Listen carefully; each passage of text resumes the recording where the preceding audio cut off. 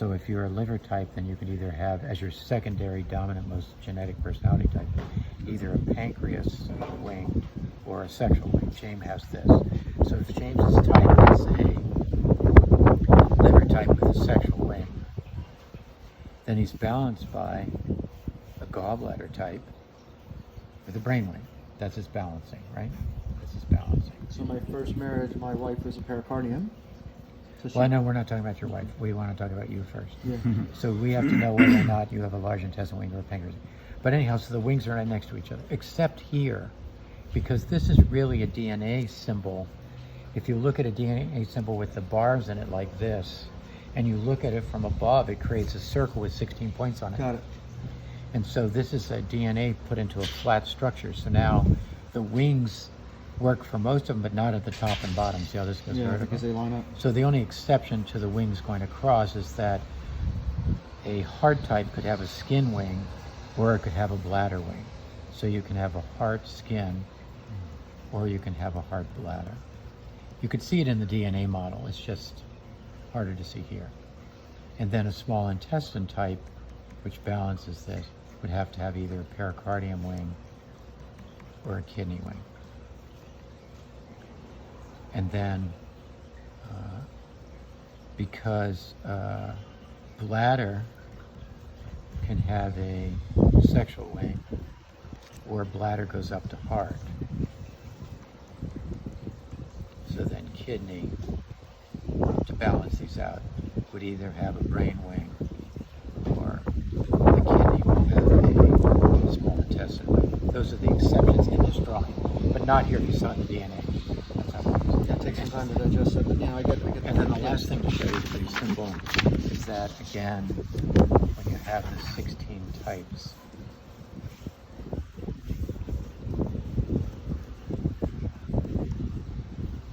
as a stomach type, when I integrate, I go physical into heart.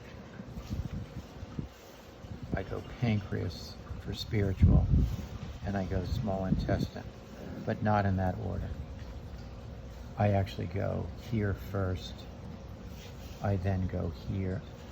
I'm here first, I go there second, I go here third, and I go there fourth. So the squares will show you inside of the diagram. So James's type is a liver type. It's a liver type. So we know that livers actually integrate first. Number one is themselves, of course. And then they go up into pericardium and go spiritual. And then they go into... That's Alex. I'm sorry? Mm-hmm. Then they go physical into lung.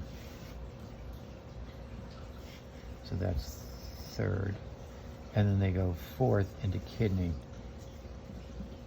for thinking. So that's their integration. Then it goes back.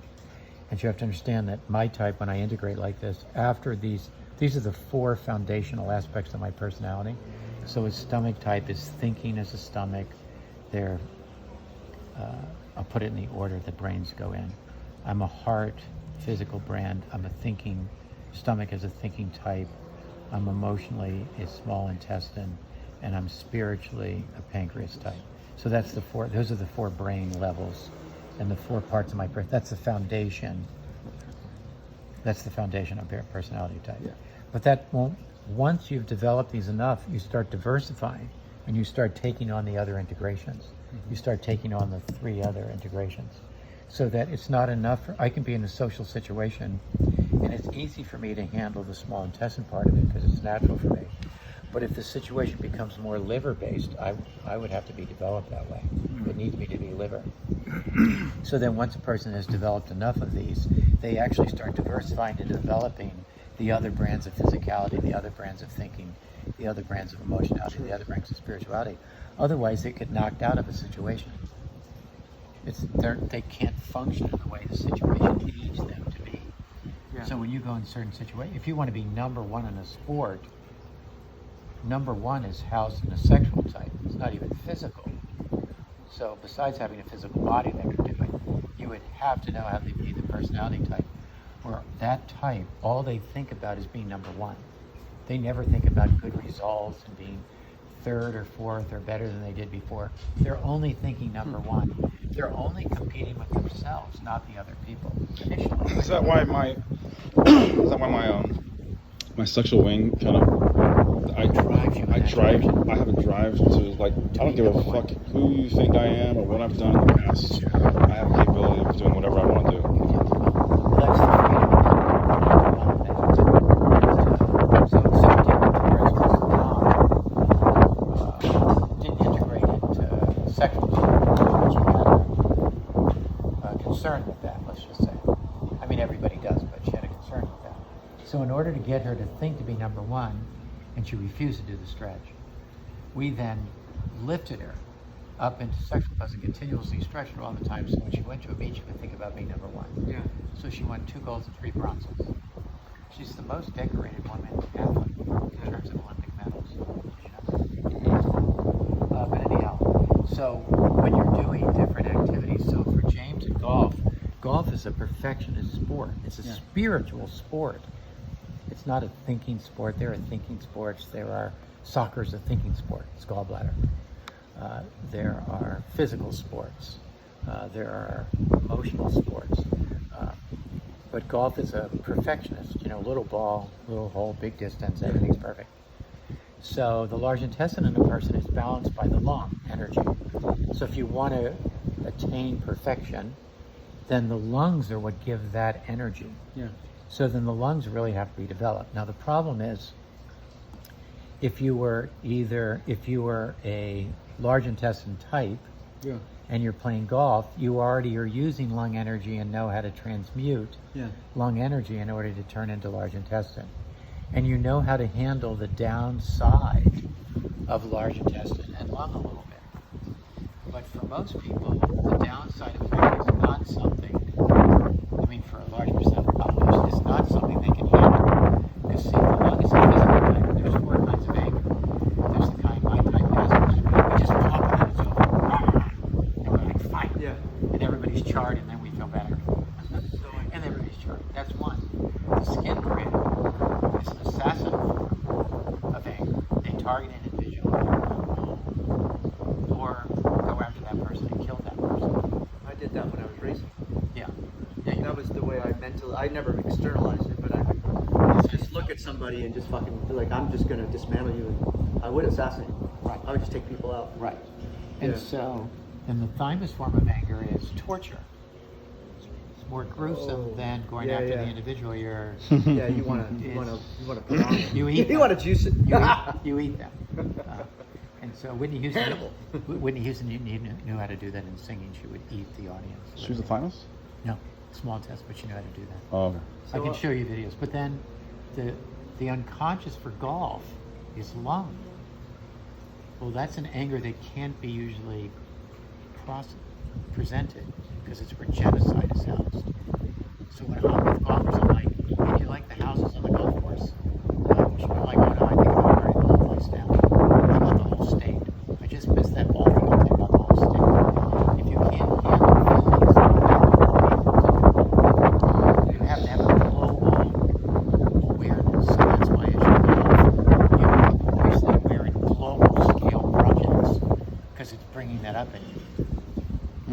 So it encourages that when you do that for the first time. Well, for sure. So, I felt that. So if the problem with occupation is that anybody can have any occupation, you can be an athlete, James, myself, and some of the best people that are athletes are not athletic types at all.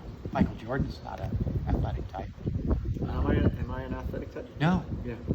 And but the problem is that if singing is house of my type, so if you start singing, I'm transmuting addiction all the time when singing.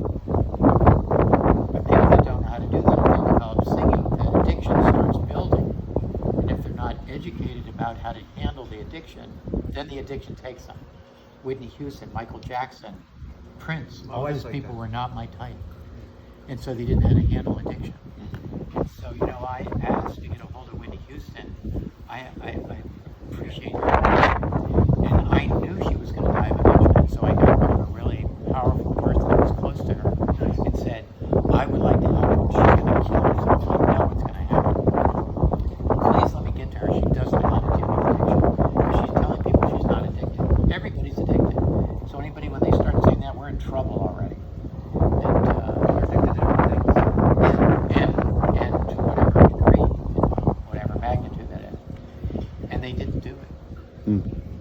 so she died like a month later. I was like, oh my God, so many people. Like I also tried to get to Elon Musk. I'm like, oh, he needs a little help.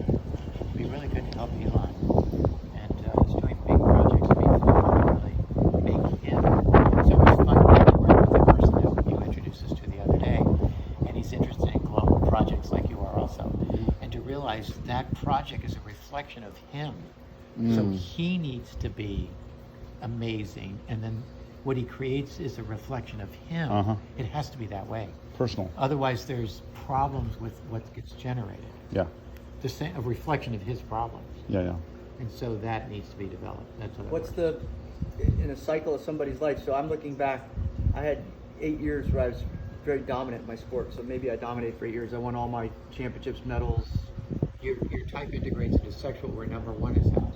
And I was always in a long-term relationship, but yeah, I mean, I was probably where I was healthiest as far as, you know, my relationship with other people. Because I don't consider myself, you know, maybe I have a misperception of sexuality because of my bias. No, sexuality just means intimacy. The physical form of sex is held in bladder, not in sexual. America's confused on the issue. They think, you know, they think intimacy is sex. Well, they're different phenomena. But when you were number one, that's why you would easily think to go to number one. I mean, you're incredibly gifted and talented. Can people win without having them develop? Or They can win and even be number one, but not have that developed. I mean, there are a lot of circumstances. Yeah, because I have a lot of people just tell me, like I just won 90 out of 120 regattas in 8 years. Yeah, so an example is there was a man that won a swimming event, and I saw him after, shortly after that event, and he went completely borderline, which is the downside of sexual. And so if you're going to be number one, you have to know how to handle borderline and paranoid feelings. So that's what we're always doing with people that we're working with, is developing. If they're going to be number one, then we need to know that they can handle borderline and paranoid things, because that's what transmutes into being number one. And so that didn't happen for him. And so I got hold of the coach and said, we need to really, he's borderline, because he told me, he said, oh, I just get up in the morning and I walk across the street. I don't care if cars are coming or not. I don't really care. And I go, well, that's borderline. You're supposed to care. It means you don't have to care for yourself. And you have to have people around you that care for you. You don't have a support group. You need to have that. Yeah. And then he went completely destructive for like 14 years, and then he competed again and won again. And so it's very important. We're in the protection business with people. We're not just developing them. We're protecting them from themselves and from other people, because I want people to know how to be successful personally. And if you develop them, then they're going to, if they're talented in that thing and everything, they're going to develop that thing to an amazing degree. And you specify the training based on whatever their project is, assuming we agree with the project. It's got to be something we agree with. And so, I mean, I don't work with the owner of Pepsi-Cola. Yeah, right. So I like really helping people develop that are involved in personal health and sustainability, and that for the planet, because it's just a natural way of being. And so I like to support people that are like that. I mean, if you had this knowledge, who would you help, right? So the first population I helped was the HIV population in the 90s. And then the next population was the organic others. Right? Went all over the place. Yeah. I love those. And the river keepers and all the most decent, these people have the most incredible integrity. Yeah. They're just amazing people. People there. And they can be fat and out of shape, Yeah. but they're just incredible. And I just love hanging out with them. I just think they're the greatest people. And I think it was because of my accident and being knocked out of my life, and in particular it knocked me out. Being knocked out of your life is an appendix issue, and integrity is a high trait. I think it developed my need to develop integrity, and so that's why I got so attracted to integrity people. Before that, I didn't really have that so much. I wasn't so interested in that, and then it became those are the only people I was interested in. Yeah. So the global thing was an important thing for me. Projects. I'm working on great things. Third stage of your life, which is spiritual, so now you're starting to look Fourth. big picture. Fourth, yeah. Well, I'm actually in the third. I'm actually developing emotionally, still these days. And I do develop spiritually, but I'm still developing more emotionally than I am spiritually. More like the I think the system of yoga, I think there's 3 stations in life. They need 4. They left out Yeah, one. I'm sure they did. Of it anyhow. Cool. They Cool. probably left out Thank you. emotion. Fun, huh?